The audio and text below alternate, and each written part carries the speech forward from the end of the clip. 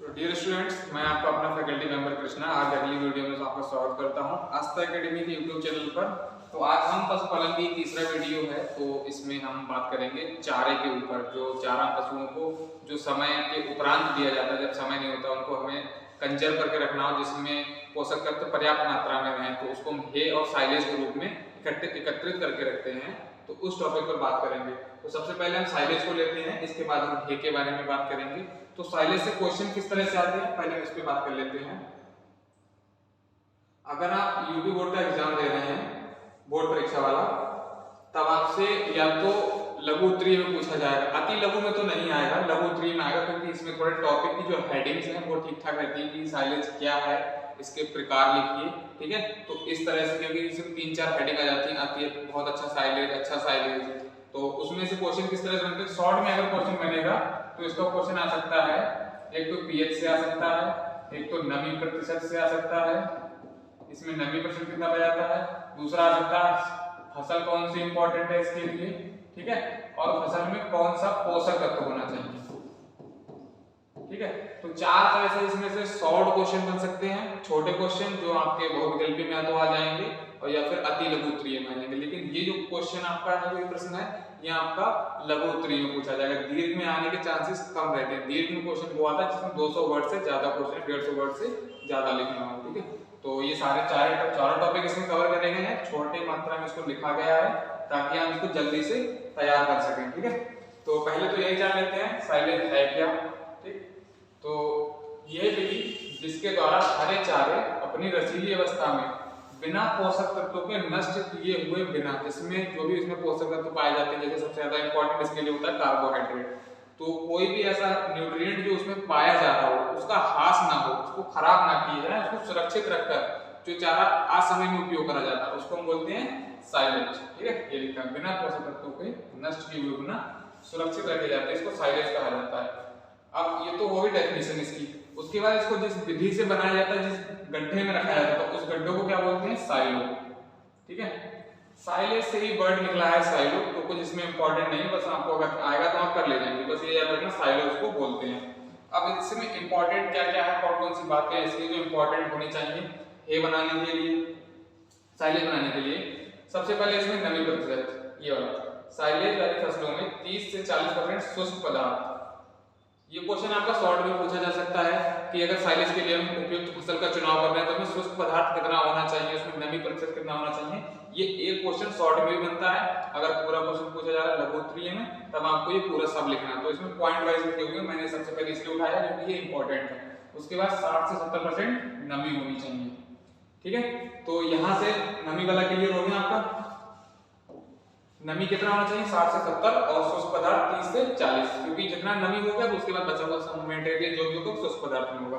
अब इसके लिए उपयुक्त फसल कौन सी है, तो साइलेज को बनाने के लिए ज्वार, मक्का, बार्ले, ठीक है, ओट जिसे जई बोलते हैं, ठीक है। तो ये जिनमें कार्बोहाइड्रेट की अच्छी मात्रा होगी, ठीक है। सीरियल्स वाली मोस्ट ऑफ फसलों सब साइलेज के लिए उपयोग कर सकते हैं, जो भी अनाज वाली फसलें होती हैं, क्योंकि उसमें कार्बोहाइड्रेट 60 से अबव भी होता है, 70 के आसपास ही रहता है। इसलिए इसमें जो मोस्ट ऑफ फसल रहती है मक्का और ज्वार, इसको इंपॉर्टेंट मार्क लेना, क्योंकि मोस्टली यही पूछा जाता है कि साइलेज के लिए उपयुक्त फसल है, तो उसमें 4 ऑप्शन दे देंगे, उसमें मक्का जरूर होगा। तो मक्का और ज्वार इंपॉर्टेंट है, बाकी मैंने बता दिया। अलग से बार्ले भी, ओट भी बनाए, जिसमें कार्बोहाइड्रेट मोस्टली सीरियल्स में जितनी फसलें अनाज वाली में हैं सभी आपकी साइलेज में उपयुक्त रहती हैं। उसके बाद एक पॉइंट आता है फसलों को फूलते समय काटना चाहिए। ये बहुत ज्यादा इंपॉर्टेंट है, क्योंकि ये भी इंपॉर्टेंट बन जाता है यहाँ पे कि हम किस समय फसल का उपयोग करेंगे साइलेज बनाने के लिए। क्योंकि फसल को कच्ची अवस्था में भी काट लेते हैं, जब फसल थोड़ी बड़ी होती है उसके पकने पर भी जब उसमें भुट्टे निकल आते हैं, जैसे मक्का उक्का हो गया, तब भी हम खाने के लिए उपयोग करते हैं। बट साइलेज के लिए एक पर्टिकुलर टाइम होता है कि किस समय हमें ये काटना चाहिए जिससे उपयुक्त अच्छा साइलेज हमको प्राप्त हो सके। तो जब फूल बनते समय, जिसमें फूल आते हैं, ये इंपॉर्टेंट पॉइंट है, इसको स्टार मार्क करना है, ठीक है। उसके बाद वही है कि इसी समय पोषक तत्वों की अधिकता होती है, क्योंकि सबसे ज्यादा न्यूट्रिएंट, सबसे ज्यादा पोषक तत्व उसमें उसी समय अवेलेबल रहते हैं, उसी समय उपस्थित रहते हैं। दूसरा इंपॉर्टेंट, चौथा इंपॉर्टेंट पॉइंट है साइलेज वाली फसलों में कार्बोहाइड्रेट एक मेजर इंपॉर्टेंट पॉइंट बनता है। मैंने इससे पहले बताया था, जिसमें कार्बोहाइड्रेट अच्छा होना चाहिए, वही साइलेज के लिए उपयुक्त होती है। और कार्बो मोस्टली जितनी भी सीरियल्स वाली फसलें हैं अनाज वाली, अगर उसमें आपसे कार्बोहाइड्रेट पूछा जाता है, गेहूं है,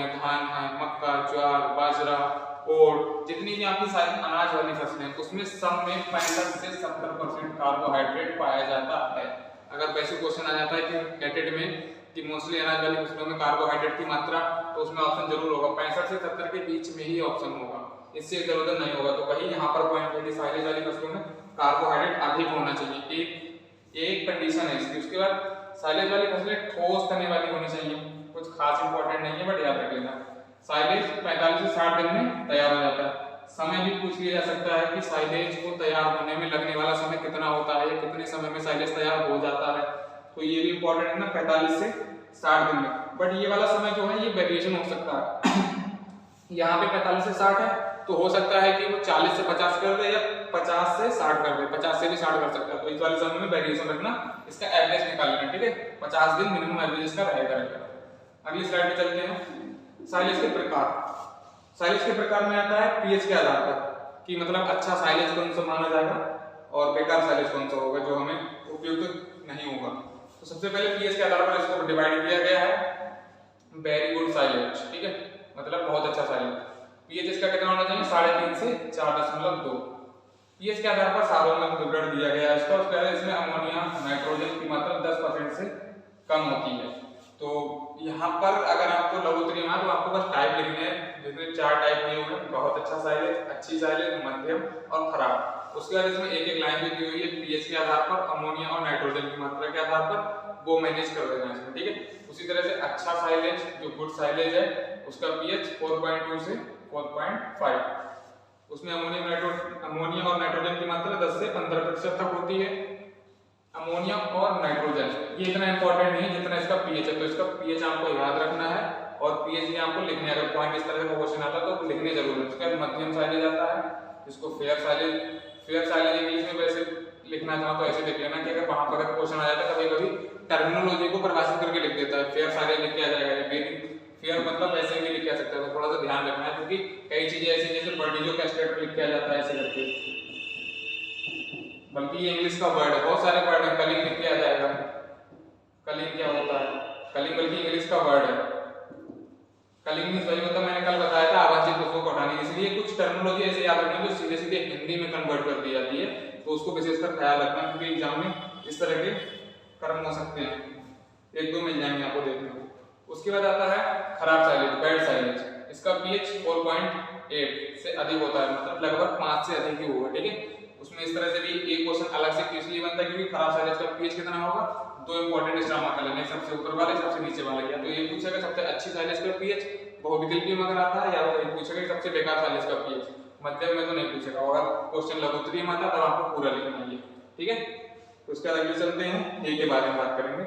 आई थिंक आपको ये समझ में आया होगा, दोनों स्लाइड में बता दिया कि साइलेज है क्या, इसमें क्या क्या कंडीशन होती है, क्या क्या इंपॉर्टेंट होना चाहिए, कौन कौन सी फसल लेनी चाहिए, और उसमें नमी की मात्रा। मोस्टली क्वेश्चन बनता है नमी से, क्वेश्चन बनेगा नमी से बनेगा, कार्बोहाइड्रेट जरूरी है इसमें, फसल जरूरी है, और इसकी डेफिनेशन क्या है। उसके बाद इसके प्रकार लिख देना, ठीक है। उसके बाद आते हैं हे पे, हे से बात करते हैं। सेम चीजें हे में आएंगी, हे में नमी का परसेंट कितना होना चाहिए, शुष्क पदार्थ कितना होना चाहिए, और कौन कौन सी फसल उपयोगी है, और हे बनाने की विधियां। तो हे बनाने की विधियां 3 हैं, यहाँ पर डिस्क्राइब इसलिए नहीं किया गया क्योंकि उसमें थ्योरी लिखी हुई है। थ्योरी याद करने का रखने का मतलब यहाँ पे कुछ आने आपकी किताब होगी जो पशुपालन की, उसमें थ्योरी दी हुई है हे की तीनों विधियों की, तो एक बार उसको पढ़ लेना। बाकी तीनों विधियां यहाँ पे बताई गई है कौन कौन सी विधि से बनाते हैं। तो पहला तो यही है, हे है क्या, ठीक है। तो हरे चारे की फसल को हरी अवस्था में तथा पोषक तत्वों को नष्ट किए बिना असमय में, असमय मतलब जो ऑफ टाइम है, जब आपके पास जो इस समय फसल है उसके बाद जब नहीं रहेगी, इसको सुरक्षित रखा जाता है, उसके बाद खिलाएंगे, तो वही समय खिलाने के लिए संरक्षित करके भंडारित करना ही हे कहलाता है, ठीक है। तो मोस्टली 2 लाइनों में इसकी डेफिनेशन अगर आता है तो ये भी लघुत्तरीय का प्रश्न है, क्योंकि बहुत ज्यादा लंबा इसमें कुछ मटेरियल ऐसा है नहीं जो आपको 200 वर्ड में लिखना पड़े दीर्घोत्तरीय में, तो लघुत्तरीय में रहेगा, ये भी इस चीज में इंपॉर्टेंट है। उसके बाद हे की कुछ कंडीशंस है। हे बनाने के लिए रिचका, बरसीम और जई, बरसीम याद रखना क्योंकि बरसीम मेजर क्रॉप में आती है हमारे चारे में, और जई भी आ जाती है बट इतना ज्यादा नहीं। जौ इत्यादि खोखले तने वाली, इसमें खोखले तने वाली थोड़ा सा इंपॉर्टेंट बात है क्योंकि उसमें ठोस तने वाला पहले दिया गया था और इसमें खोखले तने वाली, तो मे भी हो सकता है पूछ लिया जाए, बट याद इतना ज्यादा इंपॉर्टेंट नहीं, बट याद रखना क्योंकि इसमें खोखले तने वाली। पत्तीदार फसलें सबसे उपयुक्त होती हैं, उसमें ठोस तनेदार और इसमें पत्तीदार। तो इसमें याद रखना, मैंने इससे पहले एक नोट था कि ठोस तनेदार जिसमें कार्बोहाइड्रेट की मात्रा अच्छी होती है वो जरूरी होती है साइलेज के लिए, और इसमें पत्तीदार और ठोस खोखले तने वाली फसलें अच्छी उपयोग मानी जाती हैं। ठीक है, पहला पॉइंट इंपॉर्टेंट है। अगर आप लघु उत्तरीय में आता तो पॉइंट में लिखना, मैंने कल भी बताया था, पॉइंट में लिखेंगे, नंबर अच्छे मिलते हैं, सुटेबल मटेरियल पहुंचता है एग्जाम में, देखने पर उसको अच्छा लगता है और कॉपी चेक करने के बाद नंबर अच्छे देता है। उसके बाद है हे बनाने के लिए फलीदार फसलों का पुष्प अवस्था में, ये इंपॉर्टेंट है। ठीक है, उसमें भी ये था, एक पॉइंट ये भी था कि पुष्प अवस्था में न्यूट्रिएंट सबसे ज्यादा होते हैं उस टाइम, इसीलिए हम उसको पुष्प अवस्था में काटते हैं। बिना फलीदार फसलों को दाने पड़ते समय काटना लाभदायक होता है। ठीक है, तो ये इंपॉर्टेंट पॉइंट है, क्योंकि इंपॉर्टेंट ही रखा गया है और आपको ज्यादा सुटेबल पॉइंट ही लिखने का लघु उत्तरीय में आना। तो उसके बाद आता है भंडारित घास में 15 से 20% नमी, जो भी आप चारा उपयोग कर रहे हैं भंडारण के समय उसको सुरक्षित रखने के लिए, पशु को खिलाने के लिए, तो उसमें नमी 15 से 20% होनी चाहिए, और शुष्क पदार्थ 80 से 85। उसमें क्या था, उसमें 50 से 60% नमी थी। ठीक है, और इसमें क्या 80 से 85% शुष्क पदार्थ है। तो ये इंपॉर्टेंट है, इसको याद रखना है, क्योंकि ज्यादातर क्वेश्चन बनने के चांस यहीं से रहते हैं कि नमी का परसेंट और पीएच कितना होता है। हे और साइलेज में कंफ्यूजन ना करना, क्योंकि दो पॉइंट बन जाते हैं, एक तो हरा और दूसरा शुष्क पदार्थ। ठीक है, तो यहाँ पर जो भी इंपॉर्टेंट था मैंने बता दिया है, आई थिंक आपको समझ में आ गया होगा। उसके अगले चलते हैं, हे बनाने की विधियां।